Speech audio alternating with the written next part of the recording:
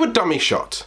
5-10 seconds. What I do at the start of all of my recording sessions, press record, it's 1, 2, 3, 4, etc. I'll be honest, I forgot to do it this time, so I'm hoping this comes out okay. 10 seconds of your time counting at a camera can save you many hours of pain. Because let's say that was the only chance you could get to record that video.